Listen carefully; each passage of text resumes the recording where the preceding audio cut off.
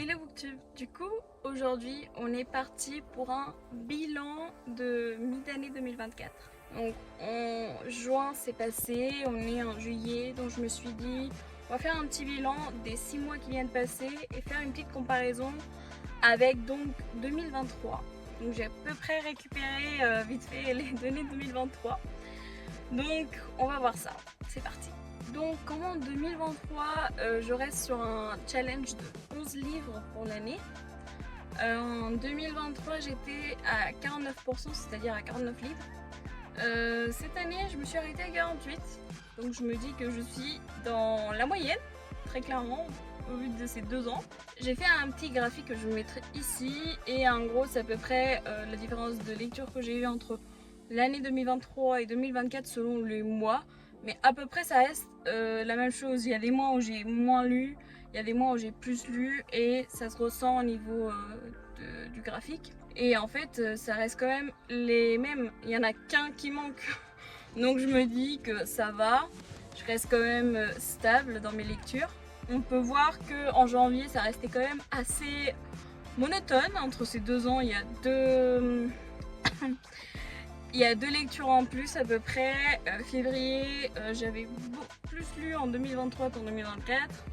Mars, c'est pareil, plus en 2023 qu'en 2024. En avril de 2023, j'avais rien lu presque. Je sais pas, j'avais lu une 4 ou 5. Alors qu'en 2024, j'en ai lu une 8, le double, donc c'est pas mal. Si on arrive en mai, j'ai beaucoup lu au mois de mai en 2024, pas en 2023. Puis après on se retrouve en juin. Juin 2023 j'avais beaucoup lu, pardon. Alors que ce mois-ci ça a été très compliqué de lire, j'ai eu une grosse panne de lecture, plus envie de lire. C'était très compliqué. En plus il y avait aussi les rattrapages, c'est vrai. Donc il m'a pris beaucoup de temps, mais ça reste quand même pas mal. Je suis contente de mes lectures et on va en parler de ça. Donc je vous montre aussi le graphique que j'ai fait pour les lectures du mois de l'année 2024. Je me suis dit on va faire un petit bilan des étoiles que j'ai pu mettre ou même des coups de cœur que j'ai eu dans ces 6 mois. Donc on peut voir que niveau de 2 étoiles on est à 6,3%. Je crois qu'il y en avait 2-3 livres, pas plus. Je choisis très bien mes lectures, il n'y a pas beaucoup de livres qui me plaisent pas. Franchement, je suis très contente de mes choix. Après, contente oui, mais après il y a beaucoup de coups de cœur, c'est comme vous voyez. Donc on va continuer. Niveau des 3 étoiles, c'est des livres que j'ai bien aimés, mais que il manquait beaucoup de choses. Où j'arrivais pas vraiment à me situer dans la lecture. Donc il y en a quand même 18% à peu près, presque 19%, ce qui est pas mal. Ça en fait pas beaucoup, mais ça reste quand même assez grand au niveau du pourcentage. On a les 4 étoiles, donc on se retrouve à 33,3%. 4 étoiles, il y en a beaucoup. Franchement, c'est la plupart de mes livres, ils sont à 4 étoiles. Ils sont très bien notés, très bien écrits. J'ai adoré mes lectures. Donc c'est souvent des 4 étoiles. Après nous avons les 5 étoiles. 5 étoiles, je suis à 4,2%. C'est vrai que je mets moins souvent de 4 étoiles, de 5 étoiles pardon. Parce que si je mets 5 étoiles, c'est souvent un gros coup de cœur. Du coup je mets vraiment coup de cœur directement. Ça va plus vite.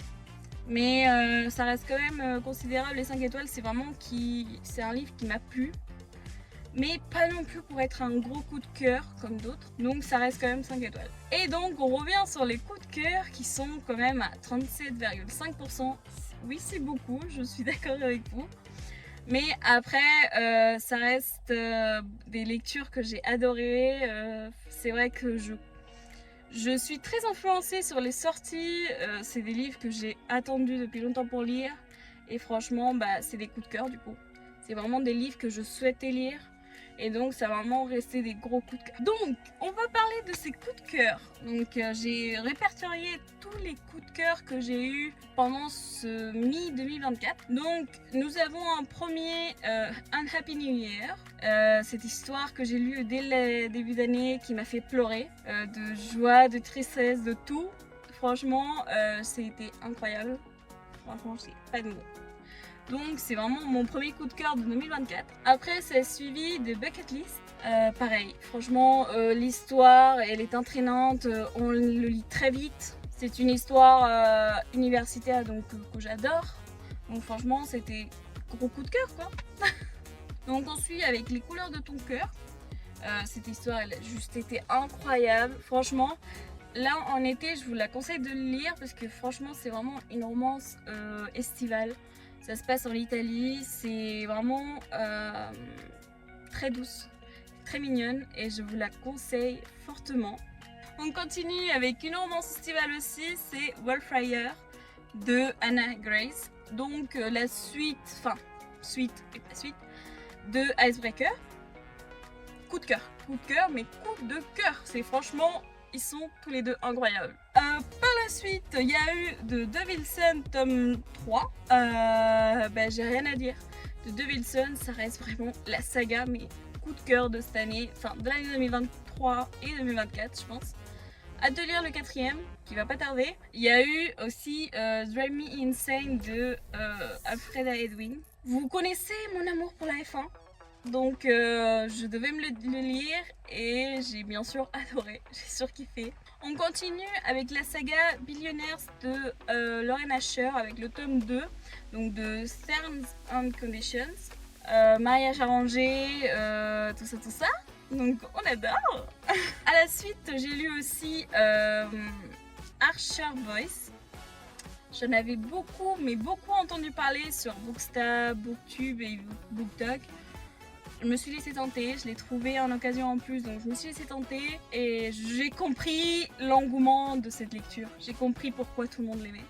Donc franchement, ça a touché mon cœur et c'est resté incroyable. Donc là, on se retrouve avec un livre que pas beaucoup ont lu, je pense. C'est une saga, c'est Le Grand Nord de Sarina Bowen. C'est une saga qui a été écrite, je pense, en 2017, si je me trompe pas. Et donc, moi, ça a vraiment été une saga que ça fait longtemps que j'avais sur ma palle et que je me suis jamais lancée. Et cette année, je me suis dit, on y go. Et je suis pas déçue, j'ai bien aimé les 2 premiers tomes, mais le 3e, ça a clôturé la saga. J'ai adoré l'univers, franchement, l'univers dans un ranch et j'ai surkiffé.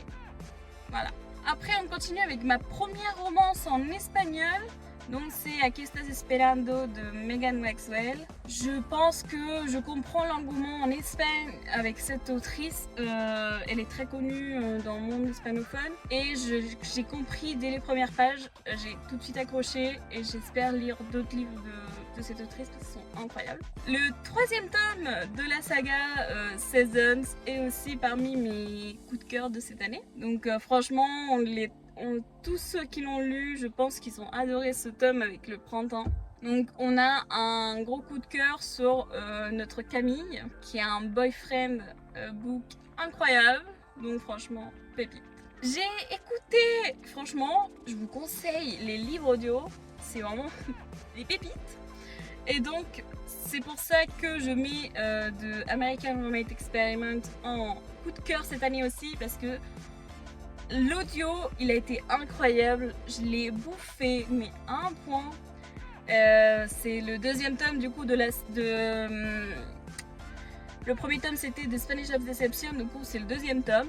Et donc on retrouve les mêmes personnages aussi, on les retrouve un petit peu, on voit ce qu'ils sont devenus. Et on retrouve donc sa meilleure amie et vraiment c'est un truc de malade. L'histoire elle est incroyable. En lecture aussi nous avons Lust et les vagues de Brittany Setcheries. Quoi dire d'autre? C'est BBC. Je suis sous le cul dans ces lectures. Franchement je pense que cette saga qu'on passe, elle restera jamais dans mon cœur. Franchement elle était incroyable, elle est tellement douce. Elle parle de beaucoup de sujets, c'est pas mal du tout. Franchement, chapeau.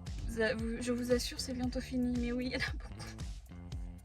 Donc on continue avec Sans filtre, la partie 1, donc de Marion Libro. J'attends la partie 2 avec impatience. J'ai très hâte de le lire. Franchement, il est juste incroyable. L'histoire, elle est très bien écrite. Il y a un suspense à la fin qu'on a envie de lire le 2e, donc j'attends avec impatience. Franchement, incroyable. Ma première romantaisie, donc c'est Force Wings de Rebecca Yarros. J'attends le deuxième. Je sais que le deuxième il est sorti. Je sais pas si je vais le lire dès maintenant parce que je sais très bien qu'apparemment on a envie de lire le troisième après. Donc j'hésite beaucoup. Donc on va voir. Mais franchement le premier ça a été un gros coup de cœur. L'univers, j'avais jamais lu un truc comme ça avec des dragons, la romance, c'est très électrique, très puissant et j'ai surkiffé. Donc on est rentré dans ma période un peu cowboy avec Flawless de Alice Silver, donc sa saga Cheapness si je me trompe pas. J'attendais avec impatience cette lecture, j'ai pu la lire grâce à NetGalley en numérique. Il est vrai que il y avait beaucoup de phrases qui étaient pas très français. La traduction n'était pas folichonne, mais en soi l'histoire elle est restée très bien. J'ai adoré la vibe cowboy, donc franchement je le garde en coup de cœur. Alors on continue avec une romantaisie et c'est Cœur pirate. Ça m'a fait penser à donc Pirates des Caraïbes, donc c'est franchement l'univers il était incroyable. Et pour finir, le dernier coup de cœur de ce mi-2024 c'est November 9. Je l'ai aussi écouté en audio. Ça a été une lecture très touchante. Franchement voilà. J'ai vraiment pas de mots, ça a été très touchant et j'ai surkiffé. Là, je me suis dit, je vais faire un book tracker à peu près. Donc du coup en janvier c'était les couleurs de ton cœur. Ça a été suivi donc en février de Drive Me Insane. En mars avec A Que Te Estás Esperando. En avril avec Force Wings. En mai avec Cœur Pirate. Et en juin avec November 9. Et le gagnant, on va dire ça, pour ces premiers 6 mois de lecture de 2024, ça a été Force Wings. C'est une lecture qui m'a très touchée, qui m'a ouvert les portes d'un autre univers que je connaissais pas et donc je l'ai placé en premier. Voilà. Donc c'est tout pour aujourd'hui. J'espère que vous avez aimé. Peut-être que ça va vous donner envie de lire d'autres livres ou peut-être que vous les avez déjà lus. Dites-moi en commentaire votre bilan de ce mi-d'année 2024 et on pourra en discuter ensemble. Je vous laisse vous abonner, vous liker cette petite vidéo, puis vous pouvez la partager aussi. Bisous!